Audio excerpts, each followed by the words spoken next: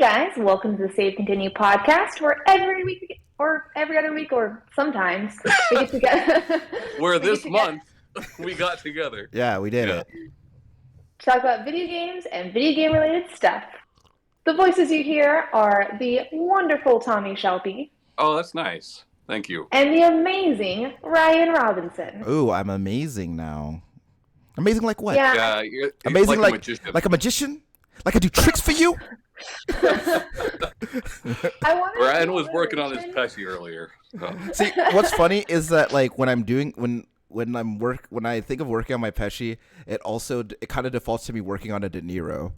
They're so different. Yeah, I know, but because I want to do the voice of Pesci, but I want to do the face of De Niro. Sure. Yeah. It's hard to do a good Pesci face, you know? Well, it's just cool. If I think about it, it's just like real like that. That's my Pesci. You can't, if you're not watching the video, you didn't see my Pesci face, but it was good. I'm only one impression, and it's of a friend that nobody knows. So yeah, it's like nobody would get it.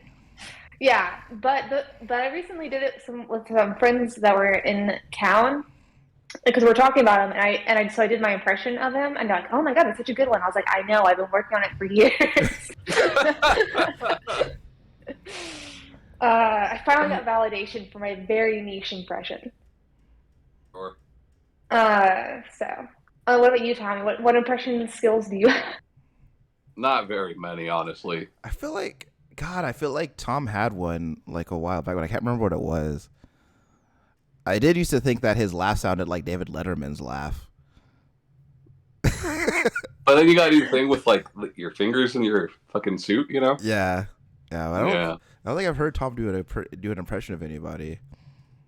But yeah. Well, now we know what skill you need to work on, Tommy. Well, he can. Well, a lot of times when it's like just me and Ryan, I'll do impressions of you. But none of them are super. I'm just fucking around. They're entertaining, but they're not like that good. They all sound like the nanny. You mean Fran Drescher? Yeah. I'm down for that. Right? I'm down for that. She was an icon. Yeah. Was she? Yeah. Well, I feel like, specifically her and the nanny, for it sure. seems like in general, the idea, the criteria for being an icon in this particular context is that she started on a sitcom in the 90s. Well, yeah. So when I think of the nanny now, like my brain automatically goes to Covington's house. It's like I know that's a very different thing. Well, but if they're gonna be icons, then I mean, if Fran Drescher is an icon, then Ed O'Neill is an icon.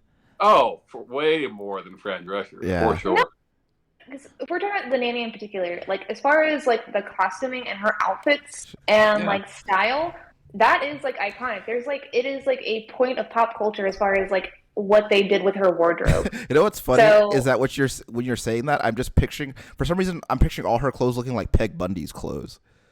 So it's no. Well, I do feel like a lot of women dressed like that back then. Not just Fran Drescher on the nanny, you know? Like she wore things that like my mom wore. It took like a lot of thrift store stuff, and then like sewed it to look like Chanel and stuff, or like other big top brands. As far as the fits and the cuts of them, turning like a lot of the blazers into like those like dress skirts and like the different matching and the patterns, like it's pretty iconic, to be honest. It's so you're saying she was wearing trash? No. So I'm looking. So she's got I'm looking. She's wearing a polka dot suit with very large polka dots. Polka dots were in. She's wearing what looks like she turned a tablecloth into like a two-piece sort of outfit thing. What else? And she's let's do Ryan's fashion corner. Also, one of the things that she's wearing looks like a Scrabble board. So I don't know. Maybe Shanae, you have an argument here. There's very Cosby-esque sweaters interspersed here. So I don't know. Maybe you're right. But Al Bundy's still more of an icon, so that's my argument. I'll peg my biggins. That's So my hey Al Bundy guys, what impression. games have you been playing? So like it's been a while since we've talked, so I'm not going to go through everything I've been playing. I'm just going to bring up a few highlights. Fucking Okay. do Yeah. it. Because like I'm really looking back at our last several months of shows, I feel like 90% of the show is what have we been playing. Yeah, but it's know? fun. It's not fun for me. Oh, I'm sorry, man. I'm sorry. I didn't know that. If I had known that, I would have not done that. No, it's okay. I would just prefer to have most of the show be the topic, you know? Yeah. Anyways, I got the platinum for Control finally. Congratulations. I've been playing that game since it came out. Wasn't that hard to do. There's just like a couple of fights that were difficult for me for whatever reason. Yeah. Well, also like the Turtles game came out, and that took up a lot of your time. Oh, I know, but like I put down Control. Like after I beat it, I'd put it down for like it's been out for a couple of years now. Yeah. You know. But like after doing this whole like platinum contest bet with my friend at work. Which I'm assuming like you completely demolished him. Oh yeah. After doing that, I was like, okay, I'm only gonna platinum games where I'm having fun getting the trophies, or where it's like a game I really fucking like, you know? Yeah. Which, like, if I look at my platinums, like most of them are that, right? Like the ones that matter are that. So I was happy to do Control, and then that got me into doing Pro Skater 1+2, or trying to do Pro Skater 1+2, I should say. Which I'm still in the middle of. I've got 2 trophies left on that son of a bitch. And, like, it's a big if I get them done. One of them I will get done. It's just a matter of time. The other one is, like, a matter of skill. Yeah. You know? If I get that done, it will definitely be my hardest platinum. The Tony Hawk one? Yeah. But I'm having a lot of fun with it. I remember, it's on PlayStation Plus now, so, play it. I remember Kaylee was trying to get this one gap. Like, I don't remember. It's like I don't know if it was like Skater Heaven or something like that. Yeah. And like, I think like at the time it was bugged. And so she would Skater Heaven has some bitch gaps, like some really hard ones. Yeah. You know? And there was this one that like was required to like finish like all the, cause like the trophy, I think is like one of the trophies is like do all the gaps, I think. Yes. And like, but she would do that one and it wasn't like registering that she did it. And it would pop up in the combo and everything, but it just it wasn't registering that she did it. So, but hopefully they fixed that. So all I need to do is do all the hard get theirs, which is like very hard, basically like combos that cover the whole fucking level. Yeah, I've got a lot of them done, but not all of them. And then level my character to 100, which I'm close to. Sure, that's more of a time thing, right? Right. Yeah. So we'll see. We'll see on that. Anyways, the game I really want to talk about, and we will talk about more in our topic today, is a game called Giga Bash, which I had played for like Steam Next Fest had it for a little bit. Yeah. I played the demo there, and like, it's super fun, man. It's like a kaiju fighting game. Think like King of the Monsters, War of the Monsters sort of thing, only it's like an isometric view. Yeah. 1 to 4 players, and like it's super fun. Controls super well. I think the game's going to die rather quickly, which makes me sad. Sure. But like I still like it, and I think it's like almost fitting that like all of those games just kind of have a cult following. Yeah. You know? And I think that this game is going to as well. But it's a lot of fun if you like that kind of game. It's the best local multiplayer, like couch co-op, not co-op, but like Sure. local multiplayer that I've played in years. You know, how many monsters? I think like 10. Cool. How many of them are robots? Oh God, at least 2. Okay. At least 2. Well, one's I guess technically he's an alien. Okay. But he looks like a robot. Sure. Like a transformer. No. Oh. There's one that's like a mech, like a Pacific Rim type robot, Yeah. But even though he looks more like a Gundam. But good monsters, very fun gameplay. And like I think it's gonna die just because like the game launched with a lot of bugs. Not huge bugs, and most of them seem to have already been fixed. But like, for some reason, the single player campaign had no sound effects. Shit like that. Yikes. Yeah. Like, The other modes, the sound effects would be there, but in the single player campaign, it wasn't there. Very. That's Also, I think a big problem for them is that the game's only on PC and PlayStation. Mm-hmm. And on PlayStation, it was listed for $15 more than they intended to list it for. Oh, no. Which they very quickly corrected, but you still have all these people that are pissed that they paid $15 more than everybody else. Which, like, I'm one of those people, but, like, I saw the price tag on there and I paid it, Sure. It's not like it was listed at a certain price and it charged you $15 more. Yeah. You saw the price and you decided you were cool with that price, Yeah. So I don't know, but like a lot of issues like that. The online isn't great, and there's like it's kind of a ghost town in its first week, which says a lot. But like it doesn't deserve it, man. It's a great fucking game. Yeah. So yeah. Seems like a really fun party game, though. It really is, yeah. Yeah, I just looked it up, and Wooly or whatever looks like. Did you hear what I heard, like Tommy? No. Sorry. I'm alive. Are you okay? Mm-hmm. Because it sounded like you choked. Is it the COVID? It's the soda. Oh. Carbonation, did you? But yeah, well, I just see like it looks like kind of like a character screen where it has like 4 of them, but Wooly just looks like a fall guy meets a whale. You okay? He's like Tommy? a Yeti. Yeah, I just went down the wrong pipe. I'll be all right. Are you sure? Well, the more that you ask me, maybe you're right. Maybe I won't be okay. Now that you had a chance to think about it. Yeah. Like I'm pretty sure I'm dying. Yeah. He's a Yeti. Ah, okay. Right on. But yeah, what games have you been playing, Ryan?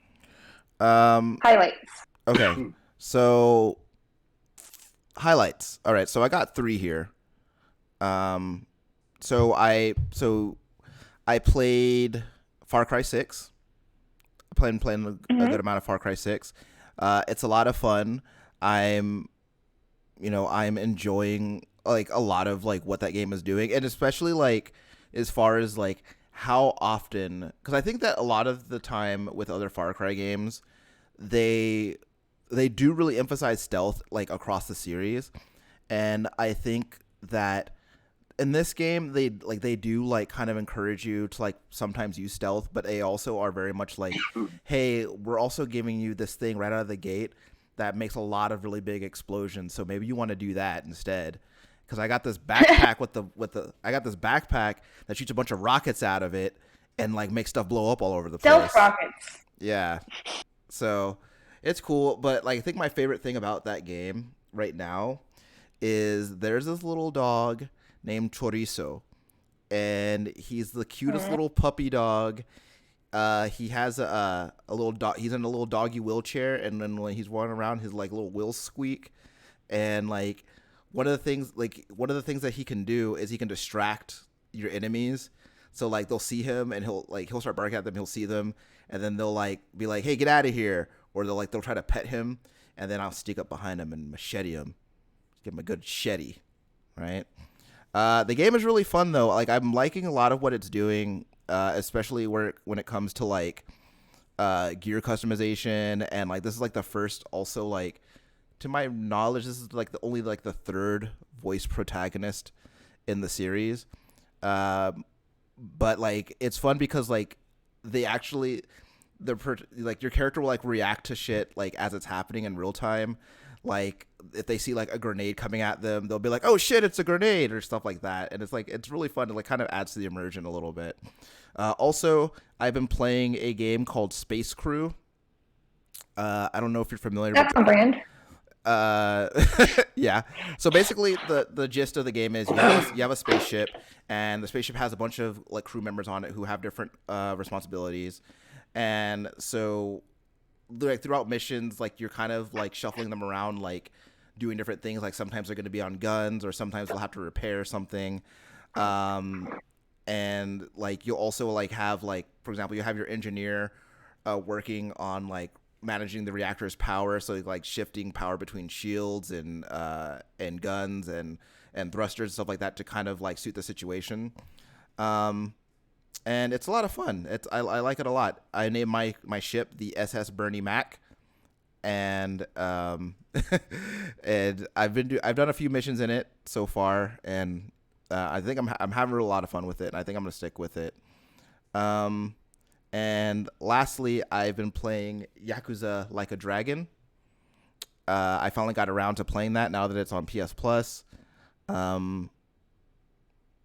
The different like kind of gameplay style with like the kind of turn-based like combat is actually like, I don't know what I was expecting, but like it's really cool because like there's a positioning aspect to it that like I wasn't anticipating, whereas like sometimes like if you're trying to like attack a guy and there's like he's got an ally between you and him, like that ally will like intercept you and like block the attack, and there goes your turn.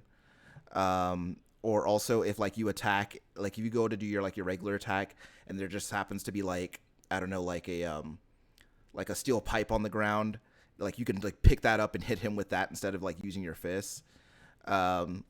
It's like it's really cool the way that it like kind of manages like the different like standard like RPG archetypes. Like one of my guys is like basically he's a mage, and like instead of like a staff or whatever, he's got an umbrella, and he kind of like uses that as like his magic staff or whatever, and he has like different attacks. Like he'll have bird seed that he throws on like his enemies, and like a bunch of pigeons come out of nowhere and like start pecking at the guy.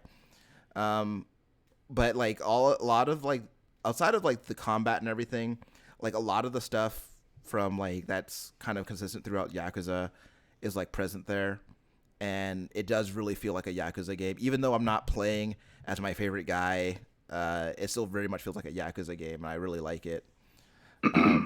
So yeah, that's what I've been playing. Are you using the magic wand? The what? There's like a magic wand, like a giant fucking vibrator you can use in that game. Oh, right. That's supposedly actually quite good. Yeah, so like I did go to, I think it was whatever the weapon shop or whatever is in the game. Yeah. And I did buy it because I bought it because I saw the stats first. Of course you did. Sure, Ryan. Sure, you saw the stats. Yeah, but then I saw that it like, was. Oh, I want that vibrator. Yeah, but no. Then like when I was going through my inventory, I saw that it was a vibrator, and I was like, well, of course I'm gonna use that. Of course I'm gonna wall up a guy in the face with this vibrator. So yeah, there's a vibrator. Yeah, ops. Yeah, so it's a cool just like game, in Saints Row 4, he only used the dildo bat. Yeah, that weapon is hilarious. I think the fact that they made like a real life counterpart for it makes it even funnier. And the fact that just sent it to outlets, yeah, that was pretty funny. Yeah, because yeah, but I think before in a previous episode I mentioned that I was trying to go through all of like my backlog that I have on the Switch right now. Mm-hmm. But so what I did is I deleted all the games that I've beaten off of there, and so the only downloaded software I have is stuff that I haven't finished. I finished Knights of the Old Republic 1. I haven't started on 2. I finished. I only have one Atomi game left on there that I'm like slogging through, and then I have 2 Pokemon games. I also left like Mario Party and Jackbox on there just because in case people come over. Those I'm not going to consider I'm not going to consider either of those like beaten in any capacity. Like those, whatever. But like I still have like Pokemon Arceus, and then I forgot which Pokemon Shining Pearl. I haven't finished either of those, and like I'm not really looking forward to it. But I am like constantly, or not constantly, but I am like regularly looking at stuff about Pokemon Scarlet and Violet. Yeah. Where it's just like, I have Pokemon games. Why am I looking at these other because you want the new one. You want to I ride the guess. legendary Pokemon, of which Well, there are 2 now, which is weird. like I was reading today an article about like the pre-order bonuses or I guess like purchase bonuses that they've announced, which like eh, mm, You're I still don't know. gonna buy it. Yeah, she's Shut gonna up. buy I mean, it. yeah, but what like I mean, I guess I'll need to buy both of them so I can get that like ultra mega bonus, and it's like some that you like, and there's like one of them I think if It's I a remember dildo correctly. bat. Yeah, one of them's a dildo bat, and then but only digital. There's no like physical version Sure. of it, which I think is super disappointing. Sure. Uh, uh, but yeah, I've just been playing like Switch games, phone games as usual. I found out they put out another update for Outlanders, so there's even more levels for the Apple Arcade game. And then I finally watched Euphoria too. So that's really What is what Oh, I've that? did been you guys doing. pray? No, I'm gonna watch it this week Uh, though. Oh, it's so no, good. so I have been or whatever. I've been getting a lot of complaints about work about it because like of the language features. Well, Yeah, not so like now for you're the U. mad. No, not in the U.S., but like for like for like international stuff, because like you have to go to the extras to select the Comanche language on Yeah. like I think Star Plus and Disney Plus app. I don't know if Hulu is the same. And so like people have been like really upset that they have to like go to like this other section, which is like fair enough. Like it's not convenient, and like that is annoying. But like I don't know. But you I guess didn't do that. but like I don't know if I'd be going on social media tagging companies like complaining that you have to go to like the next section over to select the language that you want. Well, that's how you get their attention today. Yeah. That's how you I get mean, shit done. Yeah, you had to I engage them guess. online. You have to go online. But people at work that have watched it all said that it's good. So I've Yeah. been hearing Yeah. great things about it. I just haven't watched it, but I also besides I think Alien versus Predator, I don't know if I've watched any other Predator movies. So I don't know like Well, I how think much I would most of them are on there. Yeah, watch them I don't know all. how much I would enjoy Prey without having any knowledge of Alien versus Predator, or no, You, any knowledge of Predator except for Aliens versus Predator. yeah, watch Predator 1 starring Arnold Schwarzenegger and Carl Weathers. No, Today, you can you're not my pretty dad. safely watch any of them as their own thing. Yeah. Okay. Like, there I, are things that in the movie that are references to other movies, but like Like you in can just Predator. watch it. yeah, I just didn't know, like, because like some franchises, like unless you watch the other movies, like you're just like missing out on a whole bunch. So like it's just Yeah. like way less enjoyable. I think there's like difference if there's just like slight references here and there, but you still can enjoy the movie. I just didn't know how, because I haven't watched it. I don't know how the Predator franchise is with their Yeah. like media. Right, cool. But yeah, I thought it I was might sweet. give it a shot. But yeah, so I've just been on the Switch doing that. Convinced a coworker to buy a Switch.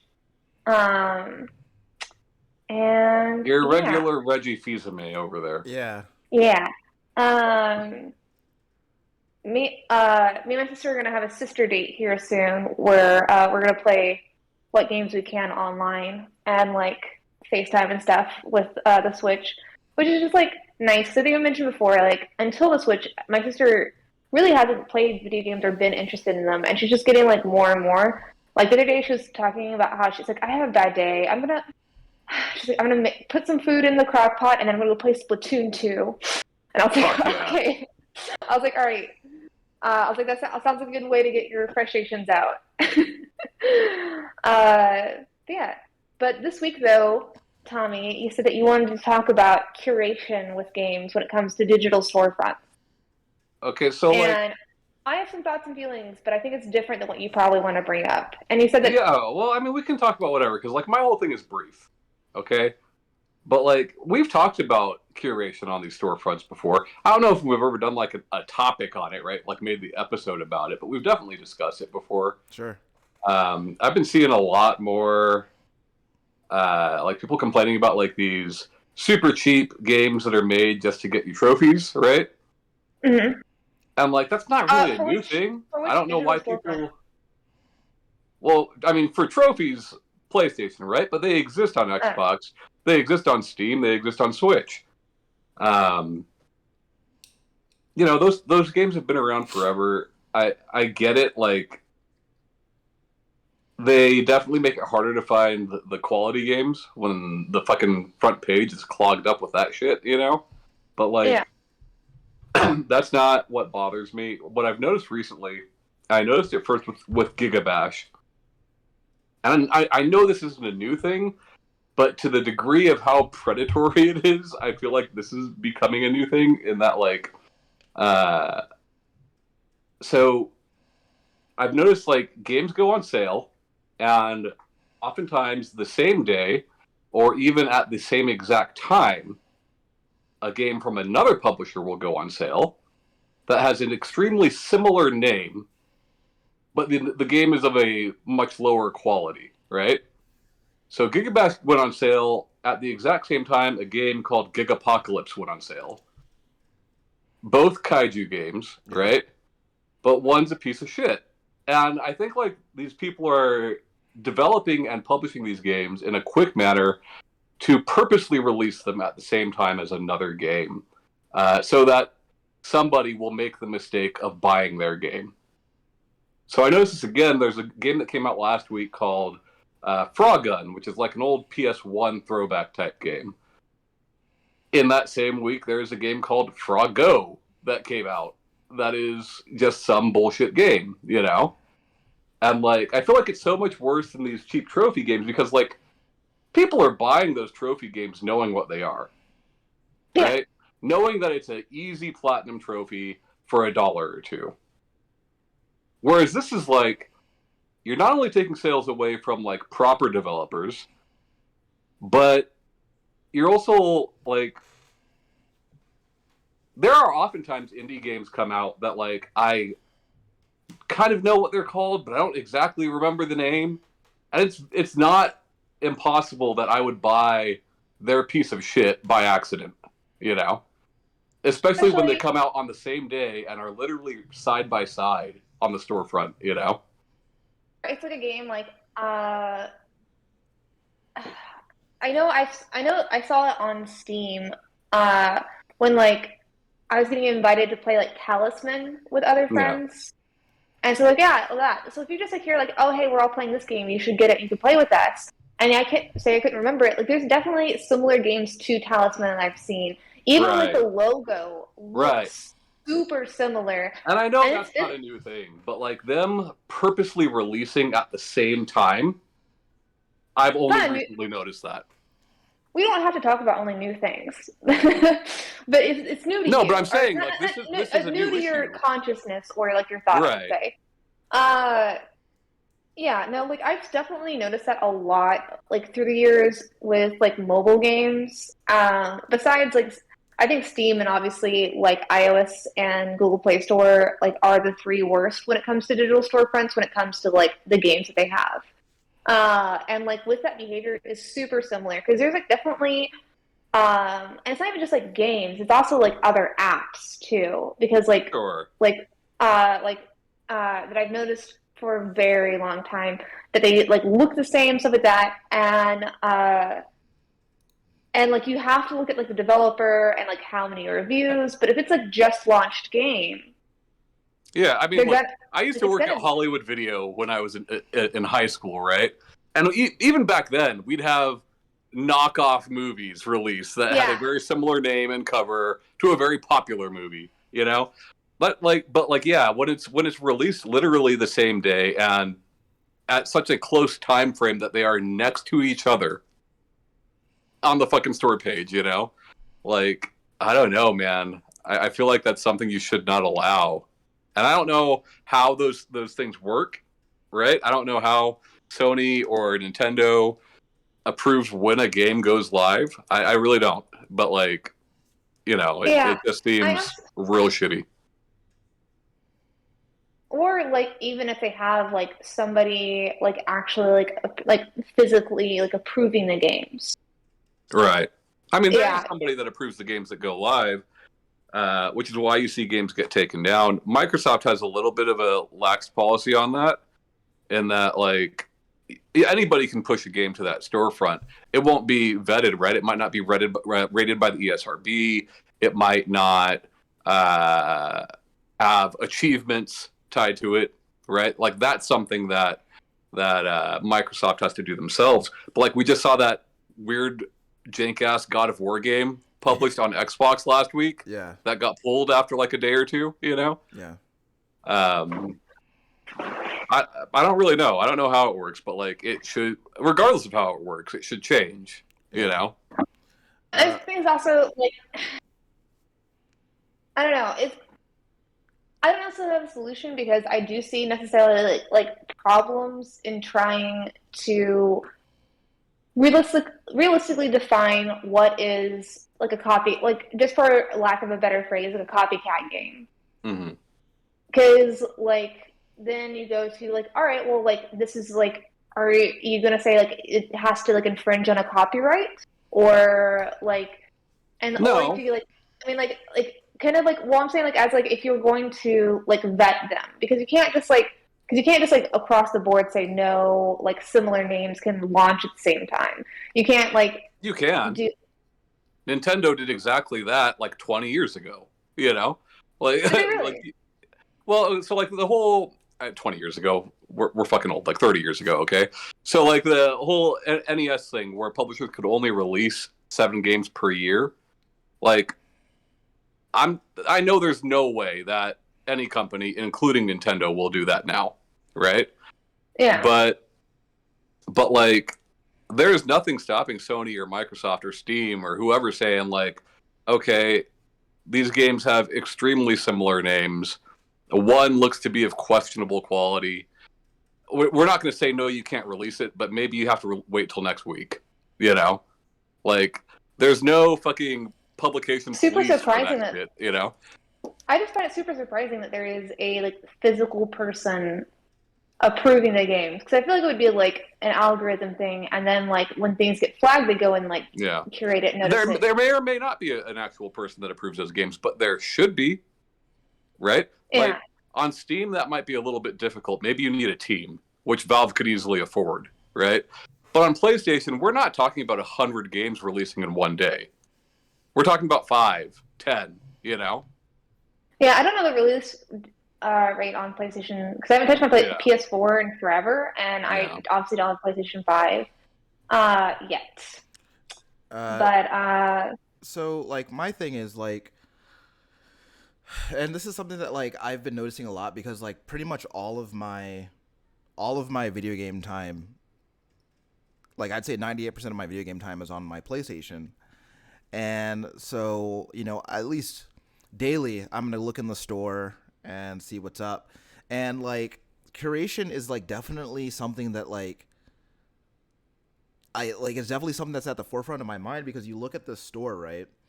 And the things that are getting pushed to the front are like these shovelware games, right? These games that are like the jumping burger or the flipping nugget or something like that, right? These games that are like these nothing games, right? And you don't even I look at them like, what even is this? And like they're just like they're obviously being released by the same people. They're like basically carbon copies of each other with like some like different assets or whatever. And the thing is just like the market obviously that they're catering to is trophy hunters, right? And they're selling because like you have people who are very unscrupulous about like where their trophies come from. They'll see like, you know, they'll see a trophy. Unscrupulous. They'll see like I guess just like kind of gatekeeping pretentious, but you know what I mean, right? Like they're like, I don't care. There's nothing wrong with it. Well, there's nothing. Like, there's nothing wrong with it, but I do think though that like if that is your vibe, then fine, whatever, right? Because I don't give a shit how other people get their trophies. I honestly don't give a shit. But I think that with that sort of thing, you do find them unscrupulous. Anyway, so I do think that with that it becomes a lot more because like people are going to follow market trends, right? And so with that, you're going to see a lot more of these games coming out, and I think that what there needs to be, like, because we were just talking about it a second ago, I think there absolutely needs to be some sort of bottom tier established that says like that helps that like helps determine like what makes it on the store and like and define like some definitions of like what goes on the store, right? And I think that if you're not going to do that, then you should give me the option to filter out shit that I just don't want to see.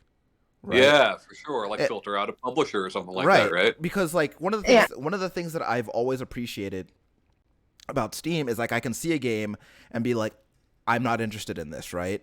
And so that allows me to like make sure that like what I'm being served like when I go into the store is more likely to be stuff that I'm going to be interested in, right?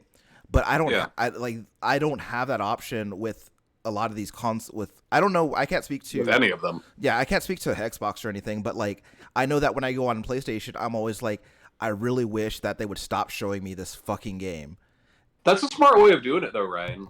Like having those filters. Yeah. Because like as Sony, right, like you don't want to stop selling the Pigeon P. Right. The Pigeon P sells. Sure. And Sony takes a cut of that. So like why would they want to stop selling exactly those? But like, yeah, you're absolutely right. Like, Steam definitely hasn't figured out in that, like, yeah, I come across shit on Steam all the time that I don't want to see. But if I put not interested, I won't see it again unless I search for it. Right. And that's another thing too. It'll pop up again for me. I do not have very good luck with that I'm not interested thing. No, on certain lists it will pop up, right? Like if it happens to be charting or whatever, yeah, it's going to pop up in that chart. Yeah. But like across, just the main Steam storefront where you're scrolling through those fucking games, it won't show up there again. Yeah, and like on top of that, right? Like one of the like even searching the store sometimes can be like it can be kind of a slog too, right? Because like sometimes you will search an exact like you will search for like something by its exact name verbatim, and it will be the 8th result down on top, like buried under a mountain of other shit, right? But like honestly, I remember noticing that like a few weeks ago because it was like really irritating me because I was like, I know I'm not crazy. I know that this is the name of that game. Why am I not seeing it? And so I was like, because like if I'm searching for it by its exact name, it should be like the thing at the top of the list, right? Yeah. So that is something that happens a lot more with indie games, right? Like smaller indie games, like it gets buried under a bunch of like other stuff that might have the same word in the like one of the same words in the search, and sometimes bigger games that don't have any of those words in the search, but they're games from bigger companies. Now, when I search for any sort of AAA game from like a really big name studio by its name, it will be the first thing that pops up on that list. Yeah.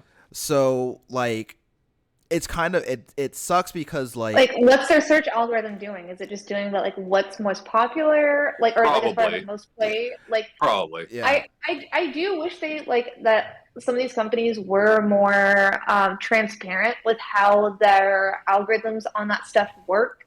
I know why they're not, but it's just more of like if I know the rules to this search feature, I will be able to utilize it better for what I want. Yeah. And like and as a consumer, I'd appreciate to know like what the rules are. But I completely understand why they don't publicize that. But like for Sony and Nintendo specifically, and I'm sure Microsoft and Steam and Epic have to do this too. I'm just not as familiar.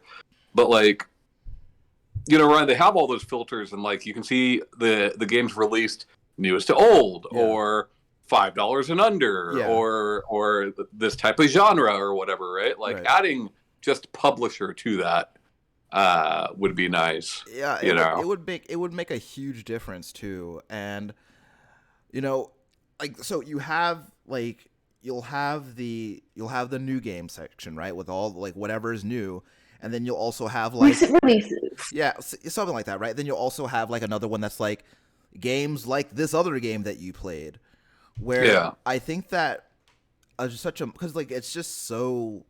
There is so much stuff, right? There's so many like different categories or the way that they group the things. It's like it's so like it's a lot, right? And I think that like I think that we would be better served by like if there was a like there is definitely a way to like be like here are the new releases that based on what you've bought or played we think you would be interested in, as opposed to Yeah. giving me a new release that's like the first like 20 of them are like different variations of I am Mayo, right?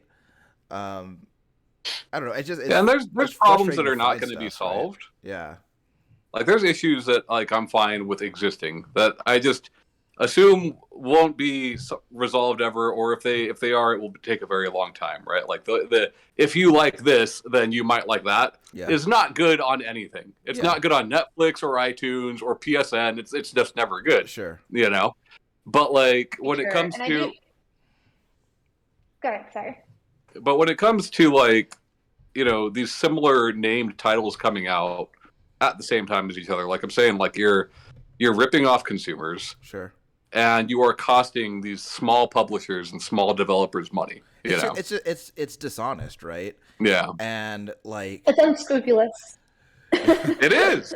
I mean, in that context, yeah, definitely. Because like on one hand, like the way I used it initially, like that's dumb because it's pretty gatekeepy. But like when we're talking about like No, I'm just teasing you. when We've discussed before like that stuff, but yeah. but what like when we're talking about like when you're like talking about taking people's money, like based on the premise of like intentionally misleading or deceiving them, that's really Right. fucked up. The only hope we have to make money off this is to have people think that we're another game. Right. And yeah, so that definitely like happens, and then just the amount of like the amount of the games with similar names really suck. When you first brought up like curation though, and also sorry, actually to rewind on another thought, I do find it weird with Sony and or with the PlayStation 5 what y'all are talking about because like it's their newest console, and I know it's been out for over a year. It's been like what 2-3 years now. 2 years. Yeah.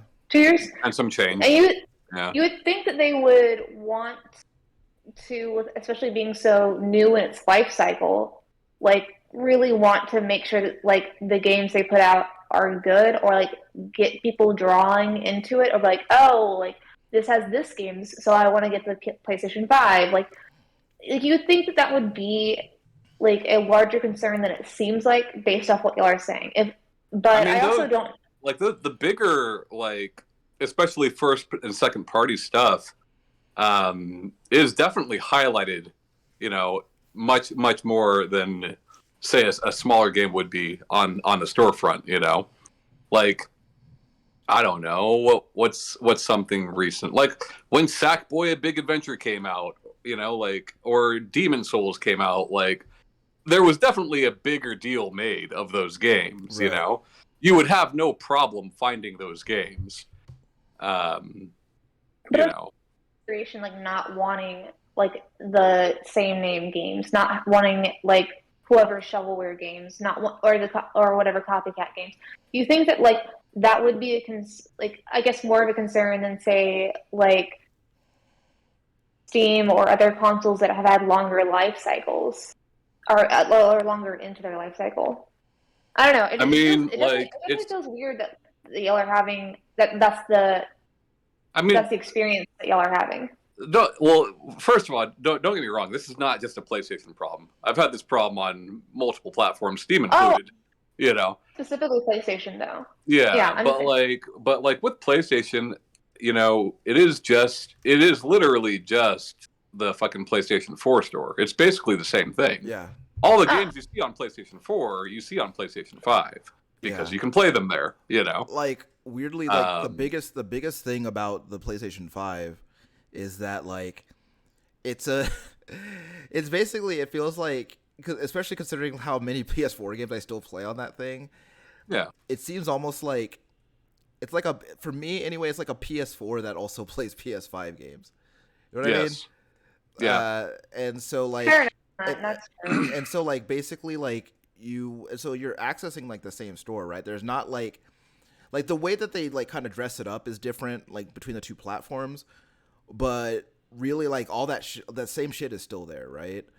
And and then when you get to like thinking about like well there's not even really that many PlayStation 5 games to begin with, then you're still basically searching through like a sea of PS4 games to kind of try to find something that you're gonna vibe with. So I don't know.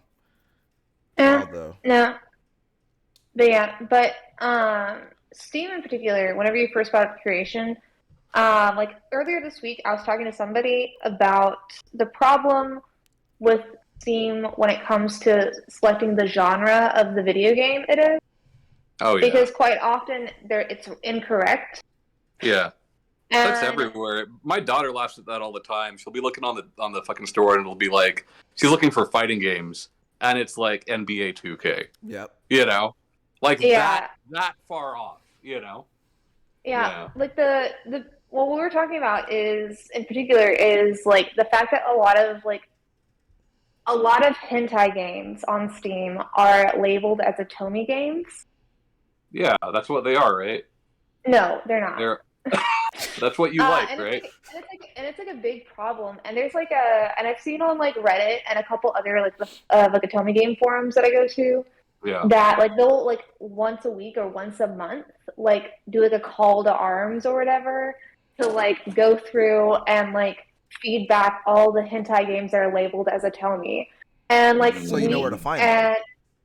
uh and I and like I and like it's like to that where people are like so like are like super bothered by it like and because the fact is like it is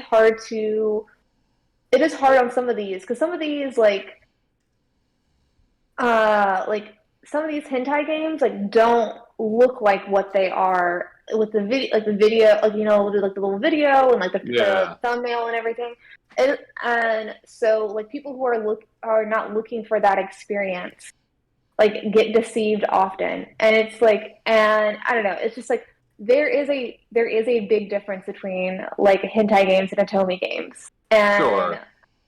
I But I it's would argue that a hentai game could also be an Atomi game. yeah I mean I guess so normally like the hentai games are from like a male perspective with females and No, I got you. But like, yeah you know, yeah don't rule it out. That's all I'm saying, I'm not you saying know. it's not impossible but yeah but it's just like it's do I think that that's gonna like it's gonna stop Steam like having a couple hundred people like constantly or regularly like feedbacking all these hentai games? No, but like Yeah. it's literally the only option that we have as far as like power is to like leave feedback on this Right. and try and get as many people as possible to do it because like the more people, the louder the voice when it comes to companies. Uh, and yeah, I just so when you first brought up curating, that's like what I thought originally of is like because I recently had that combo, and I do wish, and you're right, like I've definitely seen that issue on other like consoles and stuff, but I do feel like it is 100% the worst with Steam. Like it just feels like the developer can put whatever like genre they want on there. I don't know who Yeah. determines the genre And I'm not when it saying like I don't think Valve should get a pass for this, but like I think it should be taken into consideration that that library is far larger than the Xbox, PlayStation, and Nintendo libraries combined. You know what I mean? Like they have a lot more to go through on a regular basis than any of the other larger platform holders. Like I said, I don't think it excuses it, but I definitely see it being a harder job there. You know? um, I mean, yeah, but at the same point, like you're right, it doesn't excuse it. And the fact is, like, I've seen some of these like threads and posts like asking for people and like sending links of like 50 to like 100 games that are like hentai games that are labeled as Atomi games to Yeah, like feedback them. And I've seen like them go back like 3, 4 years. So yeah, it's been like a regular occurrence with that. And I Um, do feel like and especially at a certain point, like there's no way that they haven't gotten like hundreds if not thousands of pieces of feedback specifically on this one genre like convention issue. yeah, I think that one of the main things, at least in the instances that I've seen, is that a lot of the times, like when it's a hentai game, like that shit is like being advertised in like the screenshots for the game. And so like, and at the very least, it's easier to like if you don't want to play that game, you can avoid it that way. Like what I'm thinking about is like how many of them, how many are there, how many games are there out there where like you have no idea that that shit's in the game, and like you play it, and then all of a sudden there's like a really graphic fucking like scene like right there. Yeah. You know, and I think that because like there's a lot of hentai games that do that. That's what I'm yeah, saying. Like people who are looking for Atomi games and like the thumbnail and stuff like that, it just seems like it could be like an Atomi game. right. But then you start playing it, all of a sudden there's a 13-year-old with giant rack, but she's not really 13. She's Yikes. immortal, so it's fine. Yikes. Yeah. That's a child. Yeah, no, but she's immortal. You see, she's actually a couple thousand years old. And yeah, it's different. She's a few thousand years old, so it's okay. It's just the body of a 13-year-old. It's not the mind. It's fine. Yeah. Oh my God. Yeah, no, it's like it's shit like that, and I've definitely Internet's fucking gross. you know, I've definitely had that issue with only with Steam, where I think it's just going to be like a cute romance game, and all of a sudden it's just like sex, sex, sex, and like fine, if you want to play a hentai game or if that's what you're looking for, that's fine. But that wasn't what I was looking for, and it's just like I just spent $24 on this game, and like I don't want to play it at all. It's not going to get a refund for it either. Also, like, correct me if I'm wrong, but like, games can release to Steam without going through the ESA, correct? Yeah, I mean, as long as like I don't know. Basically, it seems like the two main requirements of getting on Steam seem to be like don't upload malware and don't release anything that's like obviously fucking racist or something like that, right? But because like you're not finding hentai games on Switch. Like I guarantee you, there's none. Yeah, you know. It's honestly like the games that have like some steaminess where it's like where it's like them talking afterwards or like right before, but like not like the actual deed. Like those are kind of like rare on the Switch as well. Like no, the Switch is like, and that's honestly like a lot of people are switching over to Switch. One, because a lot of ports are coming over, but also like as far as like finding Atomi games that are actually Atomi games, the Switch has a much easier like library to trust. To be certified to go onto the Switch. What do they call it now? eShop? I don't know. Yeah. Online eShop. Yeah, like you have to go through the ESA. Yeah. You must, right? Yeah. You must. Which is not to say like you can be a hentai game and go through the ESA. You'll just get put get a fat AO rating on there. But, yeah, exactly. So yeah, like I think that's definitely a big part of the problem. But like I said, just like with the amount of titles published on Steam, right? Like that's still not an excuse. Like they should still try to rein that in a bit. That's the thing too, is that like I think Steam has been online since 2003. Yeah. And so we're talking about like almost 20 years of like by now you should have this shit figured out, and like you should have things in place. Well, it's definitely improved compared to a decade ago. Yeah, but like you should I think that it should still be easier to like gate yourself from like shit that's like really egregious like that, right? And the fact that and on some level, I guess it is in that like you can set like parameters for yourself, like, but like sometimes that requires or directly involves you like having already seen it. So like now I've already seen it, and like I'm not gonna see it again, sure, but like I've already been exposed to it when I didn't necessarily want to be, right? Yeah. So I mean there's no perfect solution, right? Because like there isn't. There's so many people, and so many people are gonna have so many like requirements or ideas about like what they want to see out of this sort of thing.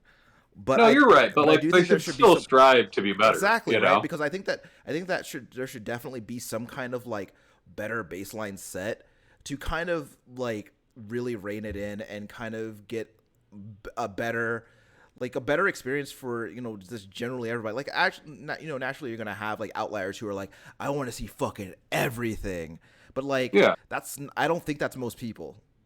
So it's not. You know, like I don't think that they should pull those hentai games off of Steam. No, I don't. Just I don't want to But look like, at them, so don't make me. But they shouldn't. But they shouldn't Yeah. be labeled as what they're not. Like that's Right. that's the thing. Like if you want to find hentai games, awesome, find Yeah. them. You have And- a little tab at the top, and you call it Steam After Dark, Yeah. and like that's where you click for the horny games. Yeah. You know? Yeah. Go to the sad category. No, because like it's either Cinemax or Showtime. That I think Yeah. it's Cinemax, but that's what they called it. Is Cinemax After Dark, or Yeah. I'm pretty sure it was Cinemax, not Showtime. I think But, where they fucked up is allowing the community to put the tags on there. That's what my question is, like who decides the genre tags on these games? I would assume the publisher. Yeah. I don't know though.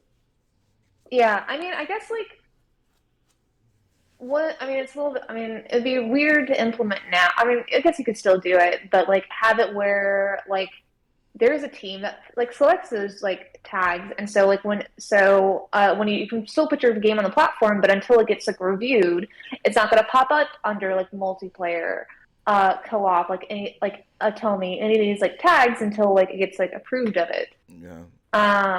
But I mean, even that like has its own issues. As I said, there's like we don't have solutions. We're just complaining. And like, but yeah, I don't know. It's just like it's super annoying. Like it makes me not want to look at Steam for like certain games, and so I don't. Yeah, which Yeah, which well. sucks because like again, like to go back to what Tom was saying earlier is that like there are like really small developers and publishers who like maybe their game doesn't get seen now because it's like buried under all this garbage. So, but I guess that's like the inherent kind of like risk that you take when like you are part of storefronts that are like so fucking massive, and it's difficult, right? Because like if you think about like 20 years ago, to get your game onto PS2 or the original Xbox, that was not easy to do. Yeah. For the behemoth to have Alien Hominid published on those platforms, like that was a huge fucking deal. Yeah, especially right? when we're talking about storefronts who have to worry, like we're talking about storefronts that have to worry about shelf space, and now this is like no longer a concern. So like it's great that it's easier for games to get published. Yeah. I do think that's a good thing, but like that also results in a ton of shit, you know? Yeah, so but again, that just goes back to like setting baselines as to like, okay, like what can make it onto the store, and like these are the requirements that of what can make it onto the store. And I think that you can definitely set like that low tier, like you can set definitely at a bottom tier without like causing people to like compromise creativity, right? Because like I think you can definitely have people out there who are making honest efforts at releasing like, you know, games that they actually wanted to make, and that aren't just games that are like copies of other games that are already coming out, but like games like original games, right? Because like because if we don't have that, then we're gonna get 1 million copies of like Giga Bash. We're gonna have like 1 million copies of like all these other games because like there's no rules that say that you can't do that. You know, like what Storefront did a really good job of it, although the way that they labeled everything was very poor, was early Xbox 360. Yeah. Like not early, but like, you know, when indie games was not a term that we used, you know, on a regular basis, they had like their XBLA games, mm-hmm. which you could typically expect a certain level of quality from. XBLA was whether that was Braid or Shadow Complex or whatever, right? But if you recall, there was another tab which they labeled indie games, mm-hmm. which I think was labeled poorly because Braid is an indie game, right? Sure. Yeah. Mm-hmm. But like that was where they put all the garbage $1 games. You know what I'm talking about, right? Yeah, well, like I think that like XBLA was like that again, like talking about curation, right? That's like that's Microsoft being like of the indie games that are out there, these are our picks for like what we consider to be quality. What I'm saying is like they still allowed the shit to be put on but their they were cordoned off like somewhere else. Yeah, like this is where you go for that, you know?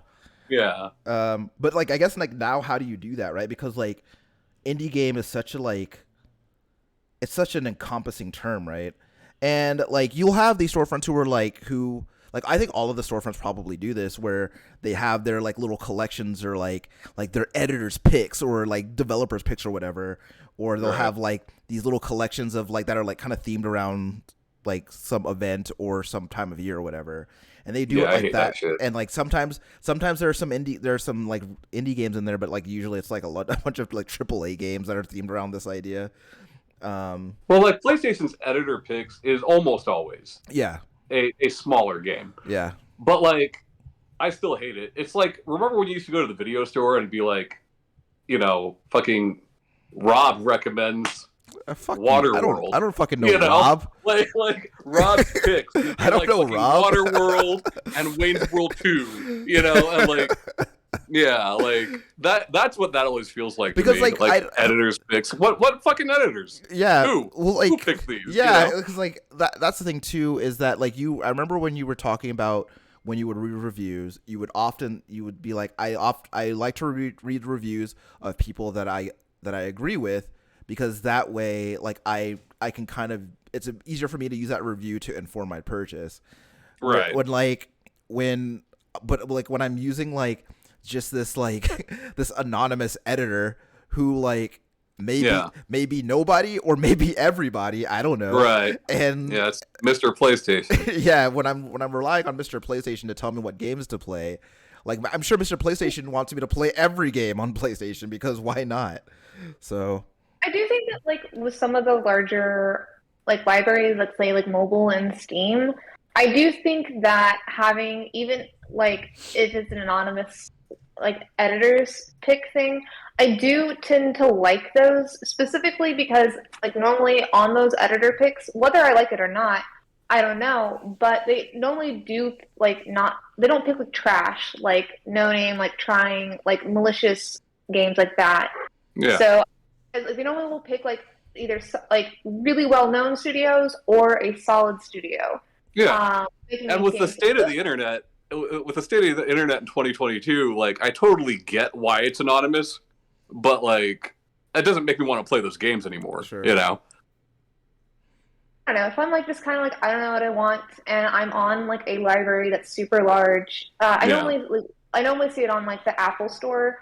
Mm-hmm. Like, and I'll scroll through them to see if there's anything that looks good. And normally, like after that, like I'll click on it, like read kind of like a couple of the reviews, the description, and I always like to click on like the developer to see what other things that they've made.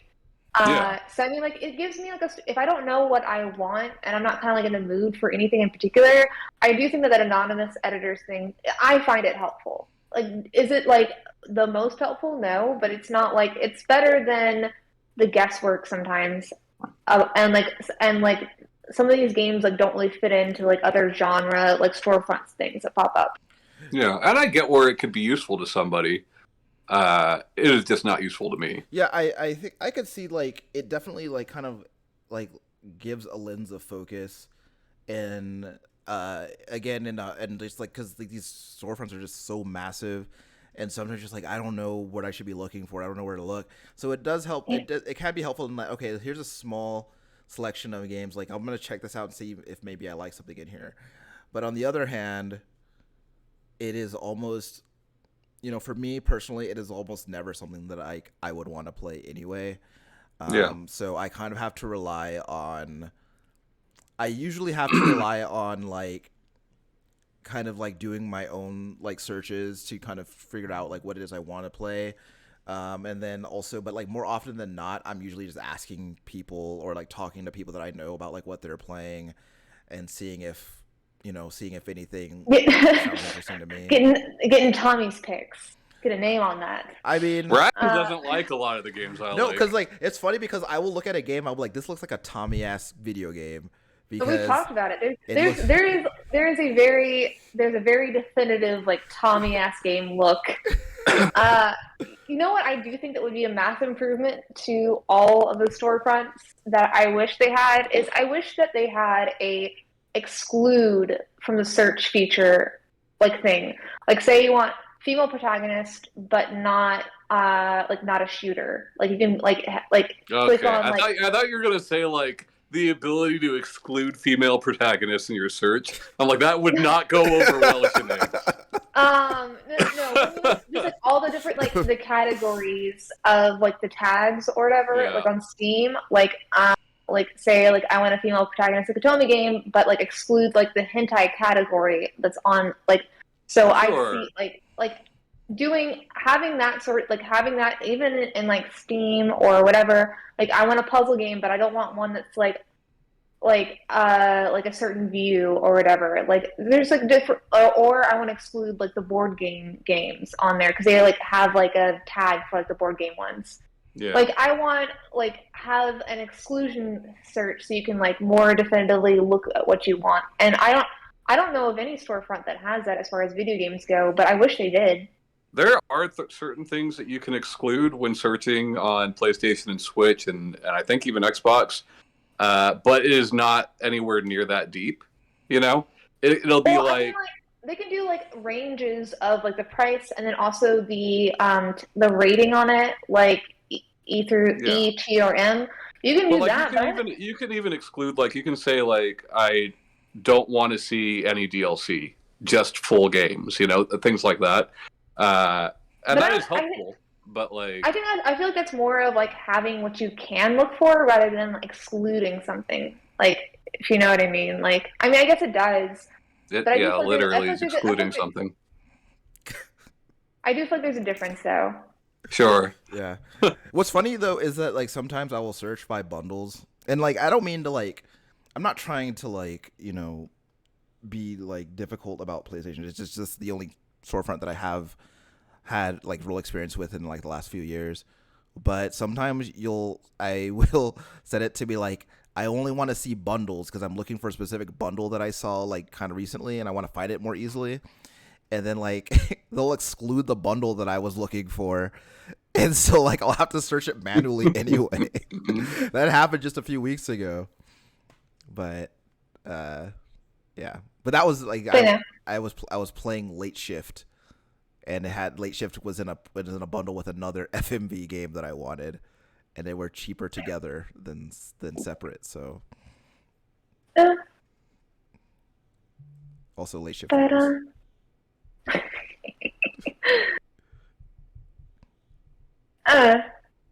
think at least like if it's like especially with like large libraries, just like I guess like better search features would probably help a lot. Yeah, but yeah, I don't know. We'll see. I think that's like it is such like an obvious answer, and at the same time I'm just like, well, maybe there's a reason that it's not there. I don't know what it is, but it wouldn't be perfect because there's a lot of like if like developers or other things are picking the labels for it, like and it's not like obviously like not 100. It's never going to be 100% accurate. Like you're going to have things where it excludes things that you're looking for, is like or things that you don't want didn't get a tag put on, so they're showing up in your search, even if you have like exclusionary ones. But I do think it would be an improvement. I bet every year there's some guy who wishes that like during Pride Month they'd stop showing him the LGBTQ collection, and I bet he wishes they would filter that out for him. Yeah, definitely, 1,000% that exists. Yeah. Sinead. Like every year, like screaming in front of her TV. God damn it! But yeah, I don't know. Overall, I hope that it gets better and that Shanae has to see fewer hentai games. Yeah, same. That's my closing thought. Was there anything else that you wanted to add? Well, I mean, it can't get any worse, right? Don't say that. That is asking for bad things to come into your life. No, I mean, what else can happen, right? They can add more games, which we know they're going to do. They always do. Right. But, like, other than that, how can it really get worse? I just don't see how it could, honestly. I don't see it because it's such a... I don't know. It's such a mess already that I just because we can't imagine how it can be worse doesn't mean it can't. There's a lot of things that I couldn't imagine how it could get worse, but it found a way. Sure. So I just the only way it could get worse is if don't put like that every juju on every me, Tommy console Bobby. if every console manufacturer decided that they no longer cared about certification, and then Edge's everything went on there. Trying to be optimistic, Shanae. Yeah. No, I don't. That's not the optimism we need in 2022.